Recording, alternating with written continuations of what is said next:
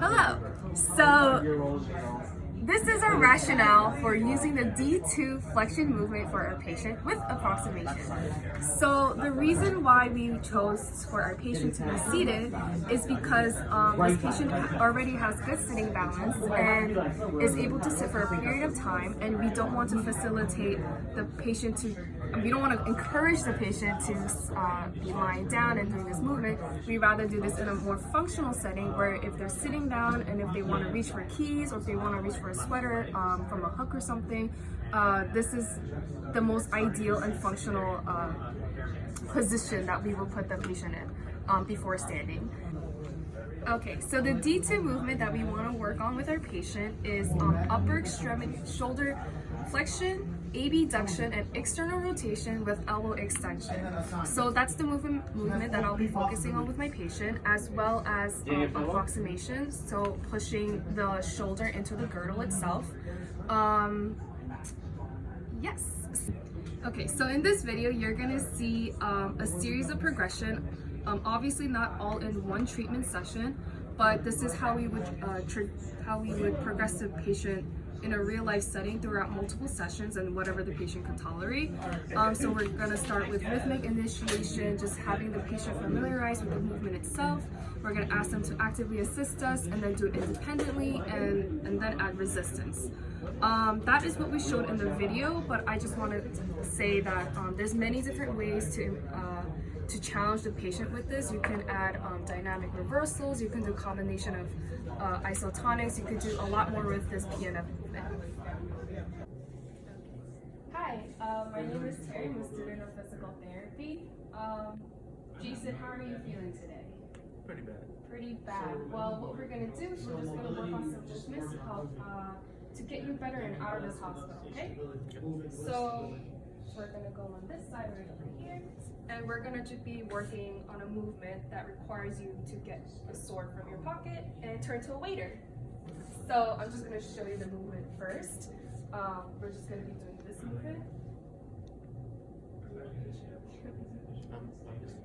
Okay, and then we're just going to come up.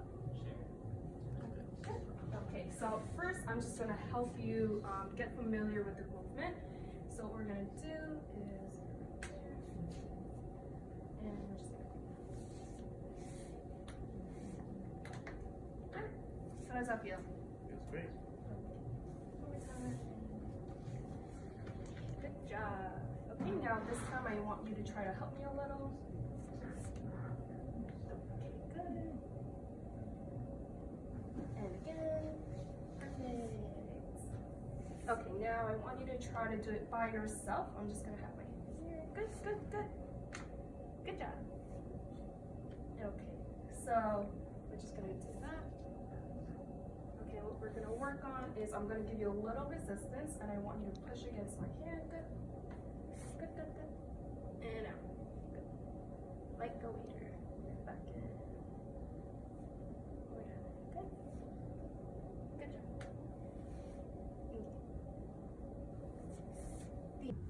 So for this NDT technique, the patient will be in a seated position, and he's in this position because we are trying to get the patient from sit to stand. And we have established that this patient can sit for a period of time, but is unable to go fully from sit to stand without assistance and maintain that standing position for a period of time. So the NDT technique used to promote this is to apply a downward and posterior pressure force at the ankle and at the tibia to promote weight bearing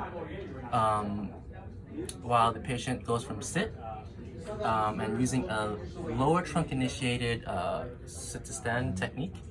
And this applies stability and at the distal aspects of the lower extremity that is affected while keeping the foot in contact with the ground, as patients post-stroke often have difficulty maintaining the foot on the ground from sit to stand.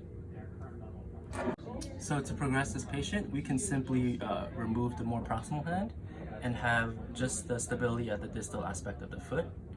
And another way to progress this patient is to simply ask them to stand for a longer period of time and maintain an erect position while not losing any balance.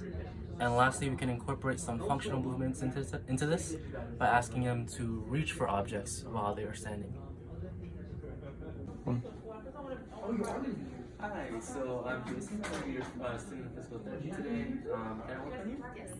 Okay, so what we're going to be doing today is we're going to go from sit to stand and maintaining that standing position for a period of time, okay? So what I'm going to do first is I'm going to place one hand on your foot and push it, keep it down and in. And I'm going to put my other hand on your lower leg, and I'm going to push that down and in as well to help maintain that bearing weight while you're standing, okay? So I'm going to push in and down. So I want you to stand for me. Nice. And 1, 2, 3, 4, 5, and you can sit. Nice. And then how we would progress is that we'll make you stand for a longer period of time, okay? So let's try this for 10 seconds, okay?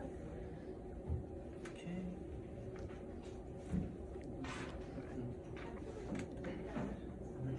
10, 9, 8, 7, 6, 5, 4, 3, 2, 1.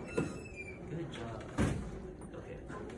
So it seems like you can do this well. So what I'm going to do is I'm going to take this hand off and just keep one hand on your foot. Okay? This might make it harder, but if you're progressing well, this is going to help. Okay? Okay. Okay. You can stand up.